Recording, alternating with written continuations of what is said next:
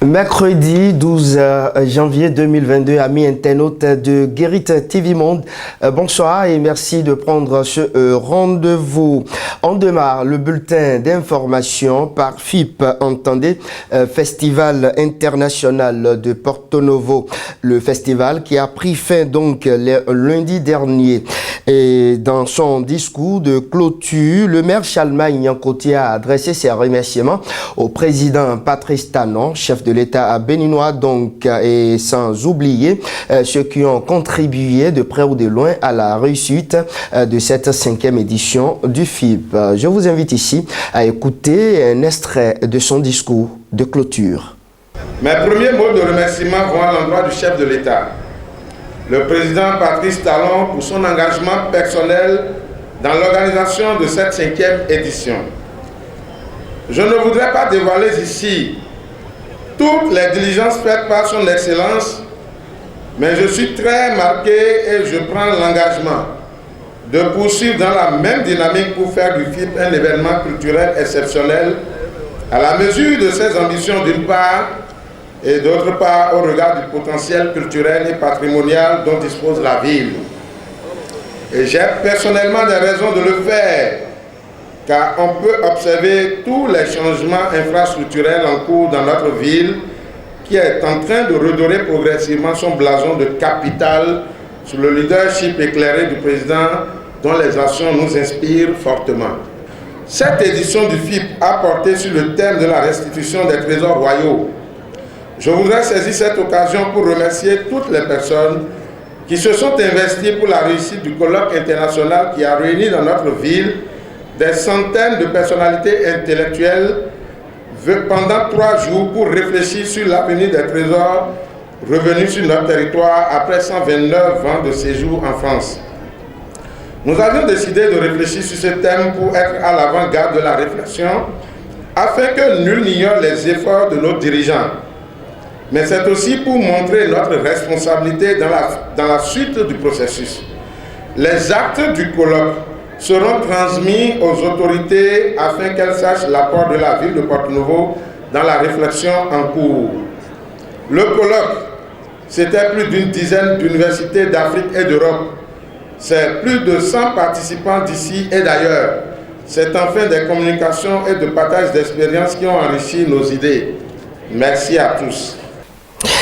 Une géante caravane et l'allumage de la flamme de la 13e édition de Wemewe ont meublé la journée du mardi 11 janvier 2022, 3e journée d'ailleurs des festivités. Ida Sagbo et Alphonse Boton.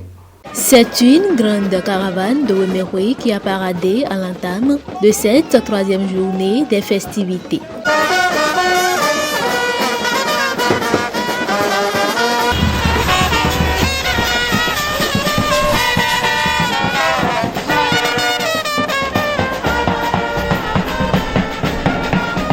Démarré à Bono, la commune, ayant accueilli quelques années plus tôt Wemewe, la caravane rattrapée par le cortège de Madame le préfet du département de l'Ouémé a échoué dans la commune de Dangbo, directement à Zungué sur le site qui abrite les manifestations. Une fois sur place, a eu lieu le retrait symbolique du flambeau. Merci à Bono pour m'avoir transmis le témoin aujourd'hui. Je veux dire à la population de Dangbo, à la communauté de Ouémé, que la fête est désormais effective à Dangbo. J'ai déjà pris en leur nom le flambeau, signe du développement de la vallée de l'Ouémé. Madame le préfet du département de l'Ouémé évoque les motifs de sa présence aux côtés de la coordination générale de Wemewe. J'ai jugé utile de faire une descente sur le terrain pour constater et voir si dans la pratique, les instructions que j'ai données sont respectées. Surtout les mesures de riposte à la pandémie de la Covid-19, notamment la vaccination, qui évolue, mais on espère que cela évolue davantage. Et les canaux de mobilisation vont toujours continuer pour atteindre une couverture vaccinale très appréciable. Ce troisième jour de Wemerwe Dangbo 2022 a été également marqué par cet office de l'église des Chérubins Séraphins du Bénin.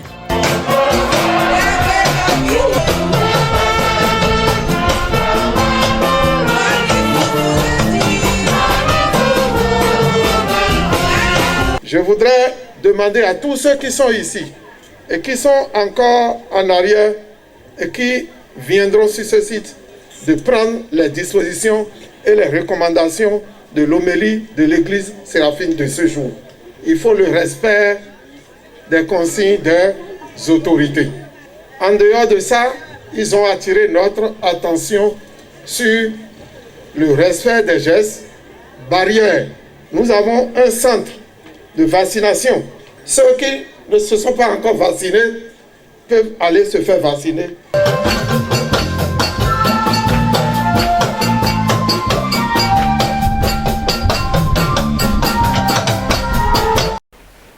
C'est la fin de ce bulletin d'information. La suite, c'est avec la rubrique au téléphone.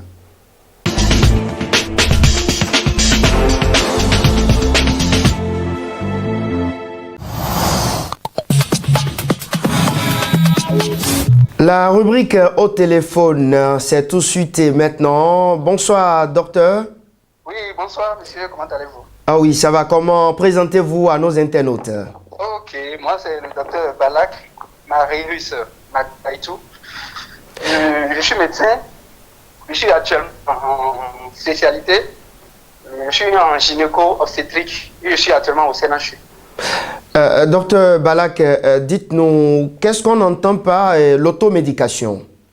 Ok, l'automédication, c'est le fait d'utiliser des médicaments, d'accord, quand on tombe malade, sans prescription médicale. C'est-à-dire, la personne tombe malade, il va acheter des médicaments qu'il prend sans même consulter un médecin. C'est une pratique qui est très courante dans nos contrées. Hein. Beaucoup, nos mamans en connaissent. Ils savent que si la personne a une fièvre, on doit lui donner du paracétamol. Mais ce qui n'est pas bon, c'est que ça ne correspond souvent pas à la maladie. Je ne sais pas si vous voyez ce que je dis. Nous vous suivons très bien. Super. Donc, l'automédication, c'est le fait d'utiliser des médicaments pour une maladie ou bien pour une affection quelconque sans autorisation ni avis médical pour en rester là. Et quelles sont alors les conséquences de l'automédication?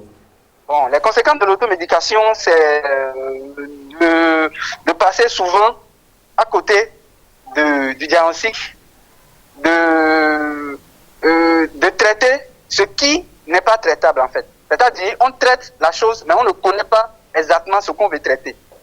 Et qu'est-ce qui va entraîner après? Ça va entraîner des conséquences. C'est ça qui est à la base des résistances. C'est-à-dire, la personne tombe malade, on lui donne de l'amoxicilline, alors qu'elle n'a pas besoin de l'amoxicilline, elle a besoin du ciprofloxacine. Qu'est-ce qui va se passer après? On aura des résistances à ce médicament. Et ça crée ça. À part ça, lorsqu'on donne un médicament qui ne correspond pas à ce qu'on veut donner, on donne le champ libre à la maladie de se développer et on arrive souvent à des complications de cette maladie, alors que c'est une maladie qui est curable, c'est une maladie qu'on peut traiter facilement. Et on avait déjà consulté un médecin auparavant. Aujourd'hui, quelles sont l'attitude à adopter ou quels sont vos conseils à l'endroit du peuple? Ok, mes conseils, c'est que si vous tombez malade, même si c'est une petite fièvre, ce que moi je conseille à la population, c'est de consulter un médecin. C'est de consulter un centre de santé proche ou des médecins, des agents de santé, des personnels, des professionnels de la santé vont vous dire ce qu'il y a à faire. Ils vont faire des diagnostics qu'il faut, ils vont vous faire des tests qu'il faut avant de vous traiter. Donc, c'est essentiellement mon message à l'endroit de la population. Docteur Balak, merci. Merci beaucoup. Voilà, à l'instant, c'était Docteur Balak. Il parlait de l'automédication dans la rubrique au téléphone. La suite, c'est tout de suite. Écho du pays. Écho du pays, c'est votre rubrique sociopolitique et culturelle sur Guérite TV Monde. Écho du pays, c'est le rendez-vous dominical sur le leader des Web TV. Je vous invite à présent à suivre le discours prononcé par le président Louis Vlavonou, président de l'Assemblée nationale, lors de la cérémonie solennelle de son investiture le jeudi 27 juin 2019. C'est bien sûr dans la rubrique Rétro. Pour revenir sur mes premiers propos lors de mon installation le vendredi 17 mai 2019, je continue toujours de remercier le Tout-Puissant pour cette grâce qu'il m'a faite, car, comme le disent les Écritures, cela ne dépend ni de celui qui veut, ni de celui qui court, mais de Dieu qui fait miséricorde. La page rétro cède ainsi sa place à la vidéo du jour.